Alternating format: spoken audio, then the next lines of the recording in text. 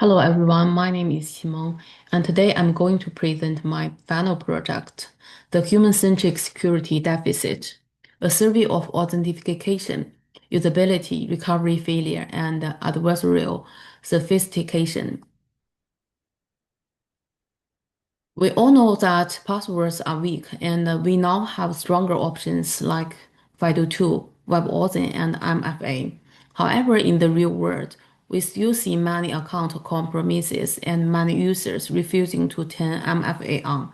The main reason is that security is not only a technical problem. These systems must fit into people's daily habits, their expectations, and their mental models.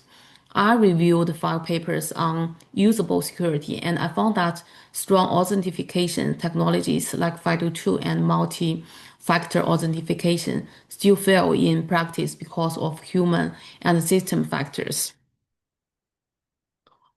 From these papers, I identified 3 core challenges. First, mental models and friction. Many users misunderstanding how WebAuthn handles biometric. They often believe that their fingerprint or face is sent to the server, even though it stays on the device.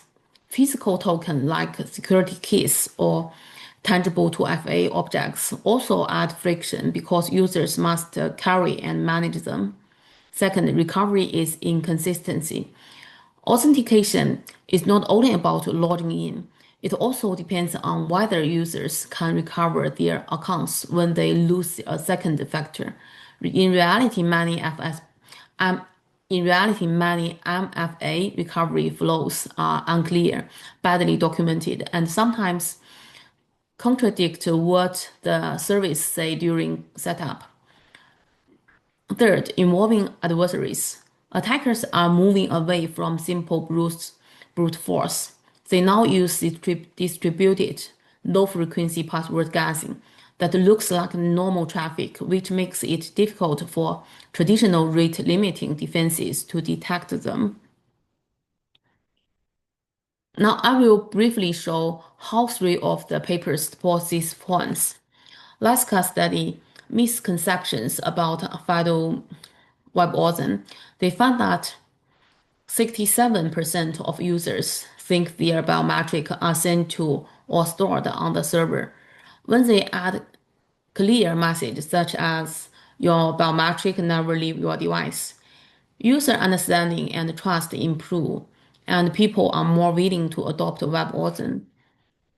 Juries evaluate MFA recovery on 78 popular websites. They simulate losing the second factor and try to recover the account. Recovery is successful for only 52% of accounts. Some sites claim that backup calls are the only way to recovery, but customer support later bypass this with weaker checks, which hurts both security and users' confidence. iSlime introduced the Arana analysis pipeline. Using 34 million login attempts, they identify 29 attack clusters and more than 1,100 compromised accounts. They show that credential stuffing and low and slow attackers are common and very hard to detect with simple rate limiting. The other 2 papers focus on behavior and design. ZB study password managers and randomly generated passwords. They found the most effective way is simply to outfill a strong password by default. In their study, this reaches about 83% adoption. Warnings and pop-ups are much weaker. This shows that secure defaults are more powerful than education. Turner explore tangible 2FA, where users design physical objects as second factors.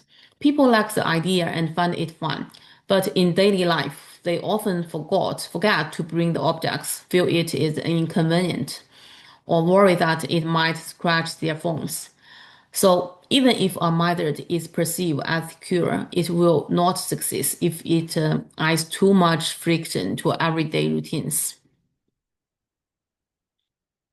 Putting all 5 studies together, my survey highlights 3 key gaps.